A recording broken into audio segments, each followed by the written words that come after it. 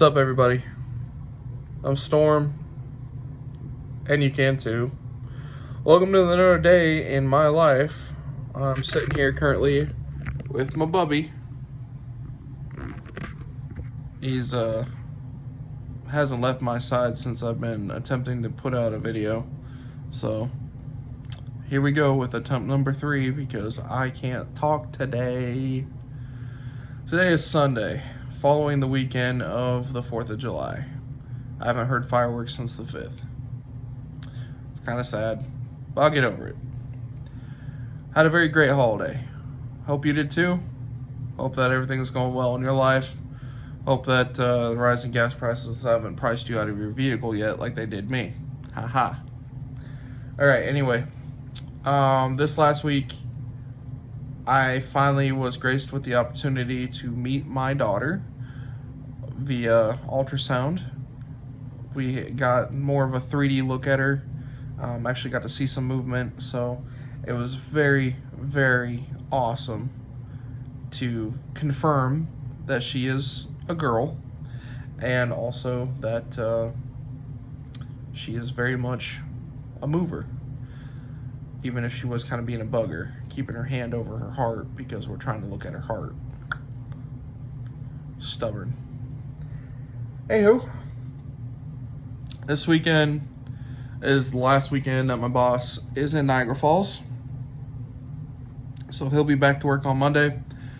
But obviously, since he had to be on vacation, and then my assistant manager went on brief vacation, I had to miss out on my cousin Bailey's wedding. So to Bailey and Alyssa, I wish you both a very happy day, obviously yesterday. And I hope that the wedding went really well. I hope that Kelly's had a great time, and I hope that you guys enjoyed the day. Mental snapshots, I hope you took several of them, because that was the greatest advice I ever got from my boss, was take mental snapshots of particular moments so you can replay those in your head, because the whole thing comes at you really fast. One of my favorites, and I'll remember this till the day I die, I went to Casey's at 6:15 in the morning, the day of my wedding. I got a cup of coffee. I did not drink that cup of coffee. I didn't even take a sip of it. I was nervous to the point where I had a cup of coffee sit in my car for the entire day. I never drank it. It was in my cup holder when I came home after the reception. I dumped it out the following day. I will never forget that. It was crazy. The fact that I bought a cup of coffee and didn't drink it. Anyway, hey, you're scratching me, idiot. No, get comfortable. Okay, anyway. I wanted to touch on a few things. The first thing that I want to bring up is movies. Everyone loves movies. Who doesn't love movies? Well, I can think of a couple people that didn't like a couple movies. Let's go ahead and talk about what may or may not have happened, and in accordance to me, because I'm special, and you know this because you're here. First up, Lightyear. It's not doing well. And if you look at the money that it's supposed to be raking in, it's not doing well for their projections. They thought this thing was going to be basically a smash hit, and because of the varied reasons why people didn't go see this thing, it's looking like it might lose money. The last movie that Disney had a piece of that lost significant money was the Han Solo story, Solo. And I'm not trying to insinuate that I know the ins and outs of Hollywood, but I know people. I know a lot of people. And a lot of people would tell you that when they go to a movie, they want to be entertained. So you have to have an entertaining story, and you actually have to put forth the effort to make that story a good story. So if you just pop in a bunch of hot topic issues, might not work out so well. Hot topic issues, obviously, in this instant was Chris Evans replacing Tim Allen for the voice. No. Shouldn't have done that. The story was not very interesting, and let's be honest, if this is supposed to be the prequel to Toy Stories for the toy that is Buzz Lightyear, I've heard that Andy, probably as young as he was, wouldn't have understood or much cared for this story. That the best part was the little robotic cat that was assisting Buzz Lightyear, which, again, if this cat was that influential inside the movie that prequels Toy Story, it probably would have been a cat associated to Buzz Lightyear inside his packaging with his obvious space shuttle. That's a problem. Another thing was obviously the more or less the LGBTQ plus moments that were shoehorned in, bait and swap kind of stuff. I don't have a problem with representation, but I do have a problem when it concerns the youth of America. They don't need to be bothered with this stuff, especially coming off of a pandemic. How about we let kids be kids for as long as they can, because we let these kids learn about this stuff. It takes away their childhood and their innocence, and suddenly they start reliving these moments in their 20s, making just foolish, absolutely stupid decisions. And I'm seeing it more and more. A lot. So yeah, back off of the kids and tell a compelling story, and definitely make it interesting, so that way families actually want to go out and attend this thing. Seems like it shouldn't be that hard to figure out. Thor, Love and Thunder, I hear that it's not doing well either. It was touted as the gayest Marvel movie. That's fine. Okay? A gay movie is not a bad movie. However, a movie that doesn't take itself seriously as a superhero movie, that is a problem. Thor, Love and Thunder is definitely a mythology-based superhero movie. And from what I understand, Taika decided, let's not take anything seriously. Let's go for even more cartoony justice than Ragnarok was.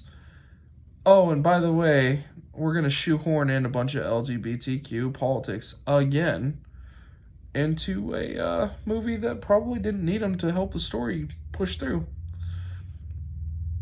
That's not interesting. That's pandering. And when you start pandering hard enough, the other side of the trail there, the ones that are a little bit more, how I say, liberal, they will catch on. And they won't appreciate it, because then you're making fun of them. It's not inclusion when you're making fun of people. It's exclusion. The exact opposite of what you're trying to accomplish. If you want to have gay relationships, fine. But don't shoehorn them in, because that'll tick some people off. I got this firsthand from a couple of my friends that went and saw this stuff, and they're very much more on the liberal side of the fence. That's fine. Believe whatever you want to believe. But when they have a problem with it, you are cutting into your real audience, the real people that are going to see this stuff. Me, I'm not a superhero guy. I don't give a shit about Superman, about Batman, Spider-Man, Doctor Strange, Captain Marvel. I don't care about any of these guys. I just wanted to be entertained, and in Endgame, I was. It may not have been great, but guess what? I didn't ask for great. I asked to be entertained, and I was. I even remember when I walked out of Star Wars The Last Jedi, I had been entertained, which caused me to have a positive reaction to the movie. Now, obviously, a second watch through, I realized, wow, this was abysmal. But the stunning visuals and the soundtrack and what was on screen at least had my attention enough that, yeah, I could forgive and forget, at least for the first time. And the first time is what got the money. The second time, it was on the Disney Plus, and guess what? I'm never going to watch it again. Movies that are succeeding right now, obviously Top Gun Maverick still, and Minions, a family kids movie. Go figure. Minions is set to actually do very well. Maverick beat all expectations. Lightyear is probably going to lose money, and Thor, Love and Thunder is not off to a great start. So call me crazy. I think I might know something. Big shout out to RK Outpost for keeping me in the loop. Moving on. The actual subject matter I wanted to talk about. Meeting your idols. I am at a crossroads in my life. I am old enough now to no longer have the, glazed over eyes about how awesome my idols are. I realize now that they're humans that were graced with just this drive that sets them apart from all else. And they capitalized on it in the best possible ways for the situations that they were put into. I realize this, that every single one of us, at one point in our lives, all we had to do was just decide to be better than what we were, and we would have been better than what we are. We may not have made it, but that's not what matters, is the attempt that matters. These guys had to attempt, and then capitalize on that attempt. So I'm going to name off a few of them, and reasons why I don't think I should meet them, or why my expectations of meeting them need to be tempered down to what may or may not happen. First one I got for you is Justin Timberlake. That guy is a singing god. And I know that sounds... yeah, I know it sounds pretty funny, especially coming from this guy, right? Bearded McGee over here. I have a high affinity for Justin. He puts himself out there a lot. And he's rebuilt his image, especially after the Super Bowl fiasco, to the point where now he is kind of like my generation's Elvis, I think. If you can't quote an NSYNC song, or if you can't quote a Justin Timberlake song, I think you're lying to yourself. I think so. But why would I not want to meet Justin Timberlake like maybe I would Elvis Presley? Well, me and Justin probably don't have a single thing that we can relate to each other. He's been in show business since before I was pretty sure I was born. I drink my beer out of the can. He probably drinks his beer out of the $300 cup.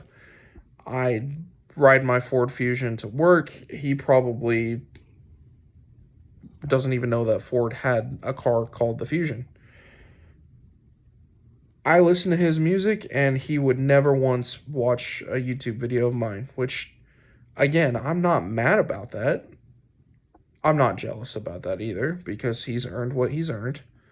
It's just like, if I had the opportunity to sit down and talk with him one-on-one, I might have a friendship built with him, but I would not expect it, because he's JT, and I'm just some guy in Iowa who happened to be named Storm from his parents.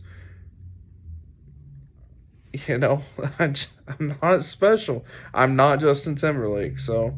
I don't have that kind of relationship built up with him that I can fall back on past experiences. I could sure bring up, hey, I remember, I was in like 3rd or 4th grade and I had my first ever TV in my room and I happened to catch a Super Bowl. It was really grainy, but awesome job. And no, I don't remember the boob thing. I'm sorry. But no, yeah, I heard you.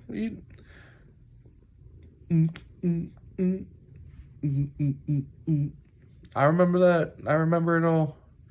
I listened to a bunch of NSYNC, and I actually had the disc in my CD player. You know, going to school, that kind of stuff. But moving on, Tony Hawk. Tony, I feel like I could actually probably talk with, but my expectations on what I could talk with him about, I'm not as into skateboarding as I once was, where he still is skateboarding. He's still getting it done. I fell off with skateboarding right around the time of about Tony Hawk Underground 2. And there's been several games since then, and the sport itself has changed, and I didn't keep up with it. I have one skateboard to my credit. It is a beat-ass Hawk board. It shows evidence of where I attempted some grinds, where I definitely tried manualing. I never even got the thing up in the air, though. I never got to ollie. I was a street skateboarder because I never went on any vert ramps, and I never figured out how to ollie. So I'm not a skateboarder. I don't know. So what am I going to talk to him about? Hey, Tony. Love your skateboarding, man. You've heard that from everybody. Love the 900. Thank you for that. Loved you in Rocket Power. That was awesome. I'm sure he's heard this all before. So I'd rather just get an autograph if I can. Take a picture with the man. Give him my praise. And be on my way. Rather than trying to establish myself as some kind of super fan of skateboarding. Because I'd be lying to myself and lying to him. Jeff Gordon or Jimmy Johnson. I have watched Jeff Gordon since he was in the Rainbow Car. I watched Jimmy Johnson since he did the Superman after his massive wreck in the Busch Series. Both of those guys are awesome NASCAR drivers, and I'd be honored to be in the same room as them, let alone get their autograph, which it sounds like I might get the opportunity at the IndyCar race here in 2 weeks. What am I going to relate to with Jeff Gordon and Jimmy Johnson? Jeff, I've never seen you drink a beer. Jimmy, I know that you like to run and you keep very active. I'm going to have a girl soon, but our parenting approaches might be a little different. Thanks for the autograph, Jimmy, if I get one from you. I'm still a huge fan of yours, and I wish you'd come back to NASCAR, and you were the greatest thing that ever happened to my fandom. And your rivalry with Jeff Gordon in 2006, 2007 is legendary. So, anyway, moving on. Who would I like to meet who is...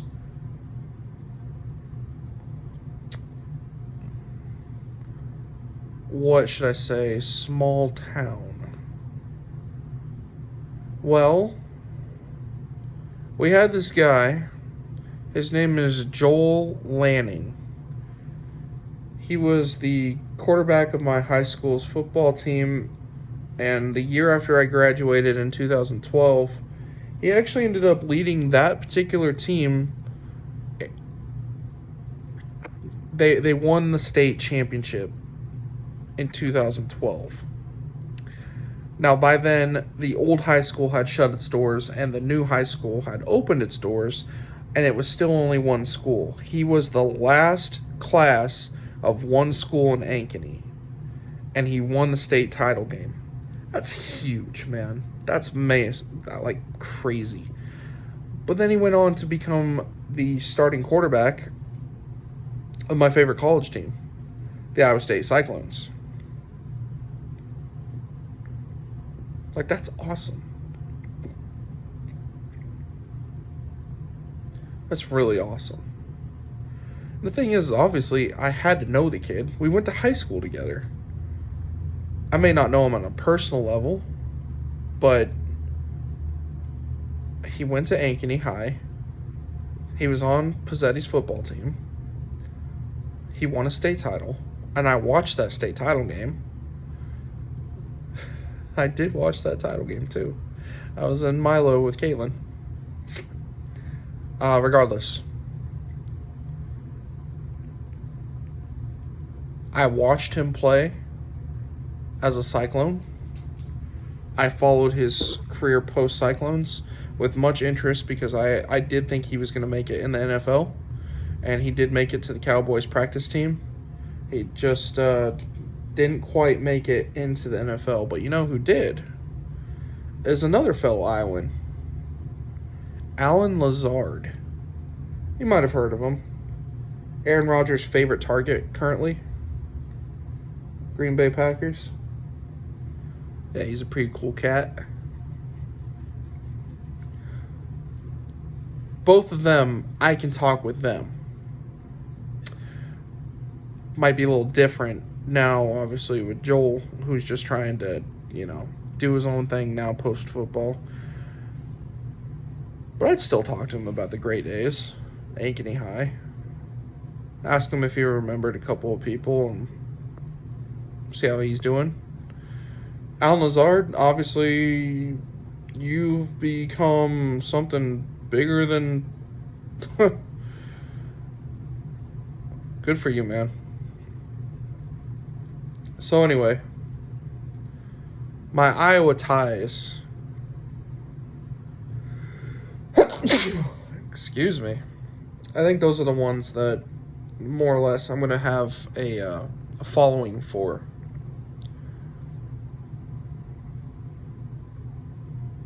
We'll see. It's tough to know because when you put someone on that ultimate pedestal of fandom and you specifically pick them out to cheer for them, you don't want to ruin what you think of them in your head. When I hear that people had a bad experience meeting with Jimmy Johnson, it does kind of hurt me because I don't want Jimmy to be a jerk in my mind. I want him to be Jimmy freaking Johnson. Conor McGregor. If I were to meet him and he didn't more or less make me hate him, but at the same time make me adore him, if he was just a quiet contemporary dude away from it all, it wouldn't sit right. It'd be different. If I got to meet Mark Hamill, I don't want my view of Luke Skywalker to be tainted with politics. So, yeah, I think I am definitely rambling, but I'm nervous because in 2 weeks I might get the opportunity to meet Jimmy Johnson. All I want to do is have a good experience. But I need to get past my own head here and accept that there's a chance it may not be that great of an experience. So, anyway,